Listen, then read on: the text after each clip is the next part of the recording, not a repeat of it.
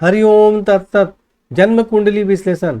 यह धनु लग्न की कुंडली है और सबसे पहले सूर्य से फलादेश प्रारंभ करते हैं। सूर्य इस कुंडली में भाग्य भाव के स्वामी है और तृतीय भाव में विराजमान है, शनि के घर में विराजमान है और इस पर राहु की दृष्टि भी है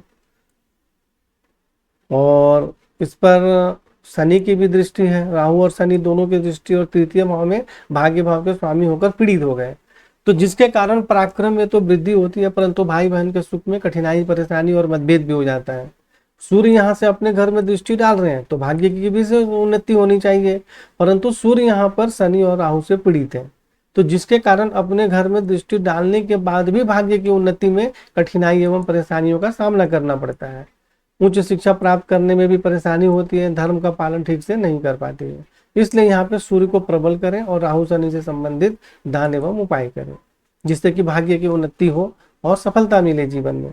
चंद्रमा इस कुंडली में अष्टम भाव के स्वामी है, आयु के स्वामी है और यह भाग्य भाव में विराजमान है।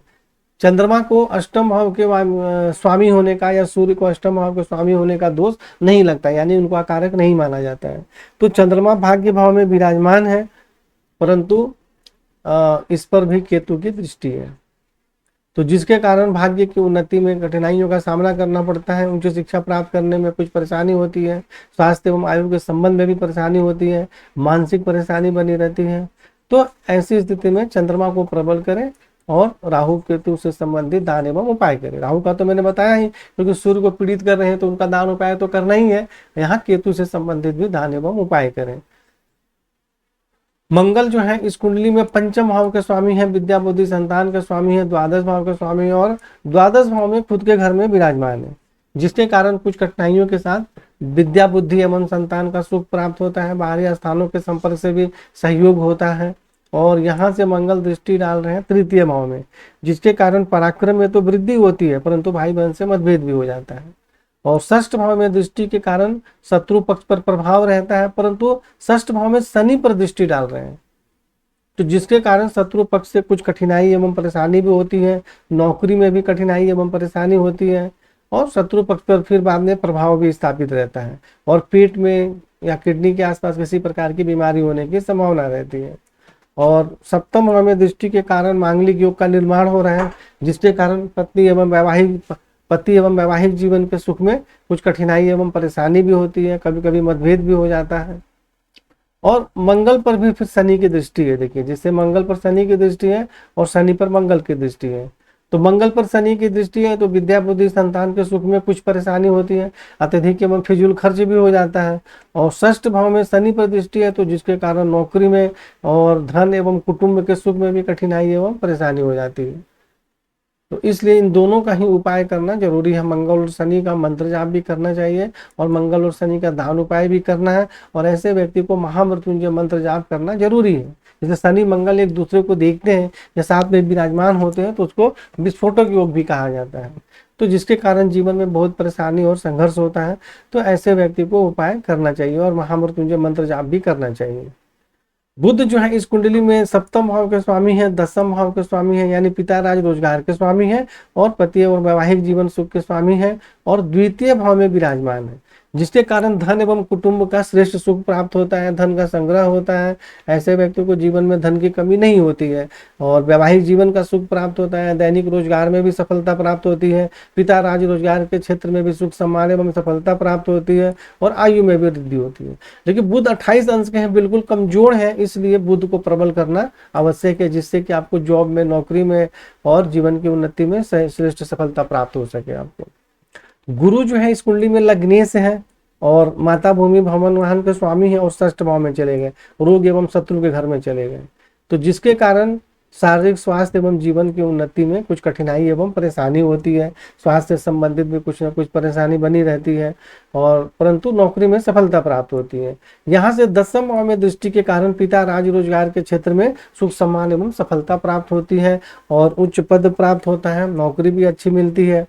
और द्वादश भाव में दृष्टि के कारण बाहरी स्थानों के संपर्क से सहयोग भी प्राप्त होता है।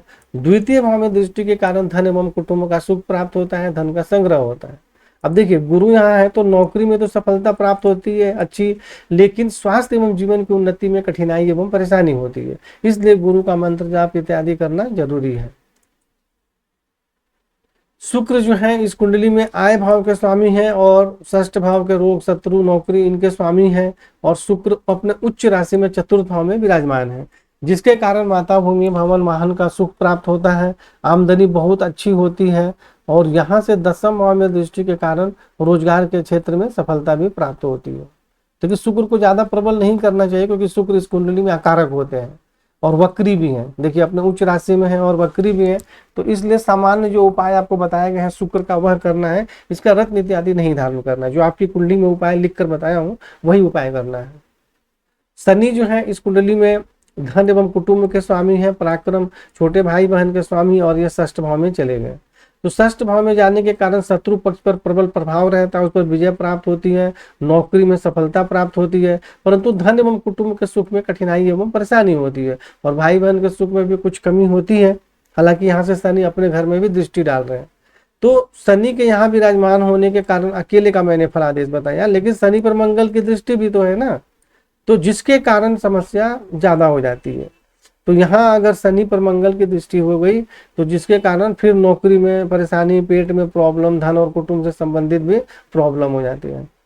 और यहाँ से शनि दृष्टि डाल रहे हैं अष्टम भाव में, जिसके कारण स्वास्थ्य एवं आयु के संबंध में कुछ कठिनाई एवं परेशानी होती है, और मंगल पर दृष्टि के कारण अत्यधिक एवं फिजूल खर्च होता है, पैर के सबसे निचले भाग में कुछ चोट इत्यादि लगने की संभावना रहती है। हालांकि अंशात्मक दूरी ज्यादा है, इसलिए हो सकता है कि समस्या हो ही नहीं और आप बच जाए। और विद्या बुद्धि संतान के सुख में भी कुछ कठिनाई एवं परेशानी होती है, तो इसलिए।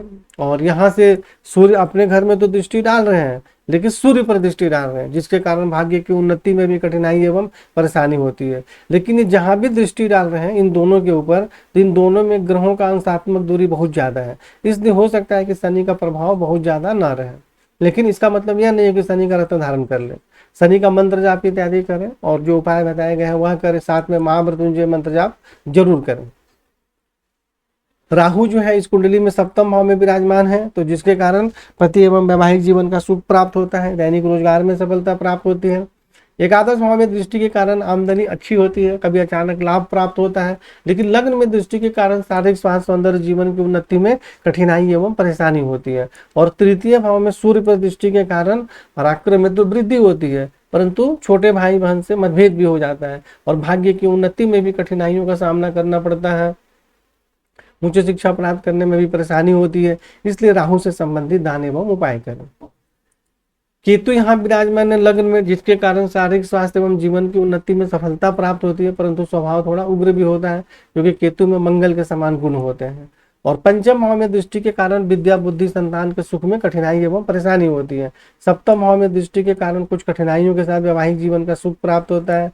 और चंद्रमा पर दृष्टि डाल रहे हैं नवम भाव में, जिसके कारण भाग्य की उन्नति में कठिनाइयों का सामना करना पड़ता है, उच्च शिक्षा प्राप्त करने में भी कुछ परेशानी होती है, स्वास्थ्य एवं आयु में भी परेशानी होती है, मानसिक परेशानी बनी रहती है, और कूल्हे के आसपास या जांघ के आसपास में चोट इत्यादि भी लगने की संभावना रहती है। तो केतु से संबंधित दान एवं उपाय करें।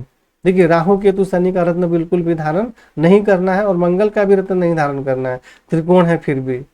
और आपकी कुंडली में जो ग्रह के पेज में उपाय बताया गया वही करना है, अपने दिमाग से अलग से कोई उपाय नहीं करना है। और आप कुंडली पढ़ लीजिए, इस वीडियो को देखें और फिर फोन से चर्चा करें। हरिओम तत्सत।